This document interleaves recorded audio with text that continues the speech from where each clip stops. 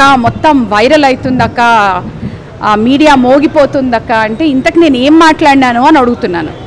నేను ఆ ఆడియోలో ఏ వ్యక్తిని కానీ మా సొంత పార్టీని కానీ నేను కించపరిచి ఏమీ మాట్లాడలేదు. కేవలం ఒక కార్యకర్త ఫోన్ చేసినప్పుడు ఆ కార్యకర్తకి మనోధైర్యం చెప్పడానికి మాట్లాడినది మాత్రమే. కానీ ఈరోజు అర్థమవుతుంది ఏంటంటే కార్యకర్త కాదు, ఇది వేరే పార్టీ వాళ్ళు. ఈ పార్టీలో సభ సక్సెస్ అయింది, అన్ని విధాలుగా అన్ని సజావుగా ముందుకు పోతున్నాయి కాబట్టి ఒక అగ్గిపుల్ల గీకేస్తే అటు పిసిసి అధ్యక్షుల్ని కానివ్వండి, అదేవిధంగా విత్ ఇన్ ద పార్టీ ఆశావాహుల్లో కానివ్వండి ఒక విభేదాలు సృష్టించాలన్న ప్రయత్నం తప్పించి ఇంకేది లేదు. ఆడియోని మీరు మరోసారి వినండి. నేను ఎక్కడ కూడా పార్టీకి నష్టం జరిగే విధంగా ఏది మాట్లాడలేదు.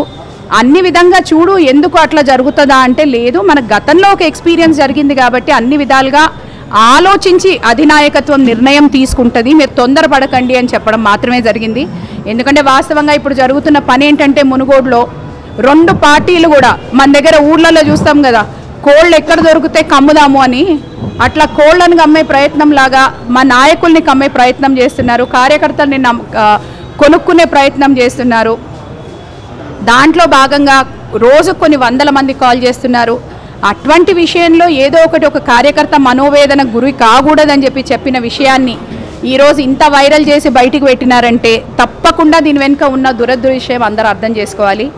ఇంకో విషయం కూడా నేను ఈ వేదిక మీద నుంచి మీ అందరికీ క్లారిటీ ఇవ్వదలుచుకున్నాను. గత 2 రోజుల నుంచి నా దగ్గరికి చాలామంది వస్తున్నారు. నాకు ఒక పత్రికా మిత్రుడైతే నేను నియోజకవర్గంలో నిన్న ఒక మండలంలో సర్పంచులు ఎంపీటీసీలతో పాటు మా మిగతా ఆశావాహులు మా సోదరులందరితో కూర్చొని మాట్లాడుతున్నప్పుడు ఫోన్ చేసి మేడం కంగ్రాచ్యులేషన్స్ చెప్పొచ్చా, మీకు టీఆర్ఎస్ టికెట్ ఫైనల్ అయింది కదా అని చెప్పి అంట కదా అని మాట్లాడినారు.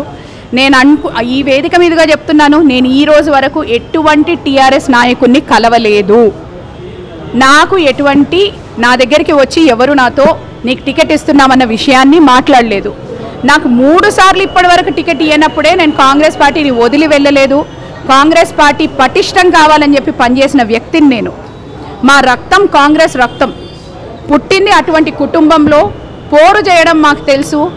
ఏదున్నా కానీ నిజంగా నిర్మోహమాటంగా మాట్లాడే తత్వం ఉన్న రక్తం మాది తప్పించి ఒకవేళ ఇప్పుడు ఏ పార్టీకి పోవాలి, నేను ఈ పార్టీని వీడాలి, వేరే పార్టీ నాకు ఇక్కడ ఇవ్వని కొత్త స్థానం కల్పిస్తుంది, నా నెత్తి మీద కిరీటం పెడుతుంది అని నేనేం అనుకోవట్లేదు. అటువంటి పరిస్థితుల్లో ఇటువంటి వార్తల్ని నేను తీవ్రంగా ఖండిస్తున్నానని కూడా నేను చెప్తున్నాను. చూడండి, నేను దాంట్లో ఇచ్చిన ఎగ్జాంపుల్ని చూడండి. ఎందుకంటే మాకొక ఎక్స్పీరియన్స్ జరిగింది కాబట్టి ఈసారి అధినాయకత్వం చాలా పరిశీలించి జాగ్రత్తగా అభ్యర్థిని నిర్ణయం చేస్తుంది. మీరు అందు గురించి ఏం తొందరపడిన అవసరం లేదు అని చెప్పి నేను చెప్పడం జరిగింది. చూడండి, టికెట్ ఖచ్చితంగా అధిష్టానం అందరినీ కాన్ఫిడెన్స్లోకి తీసుకున్న తర్వాతే నిర్ణయం చేస్తుంది. చేసిన తర్వాత ఎవరికి ఎటువంటి అసహనం దాని మీద ఉండదు అన్న నమ్మకం నాకుంది.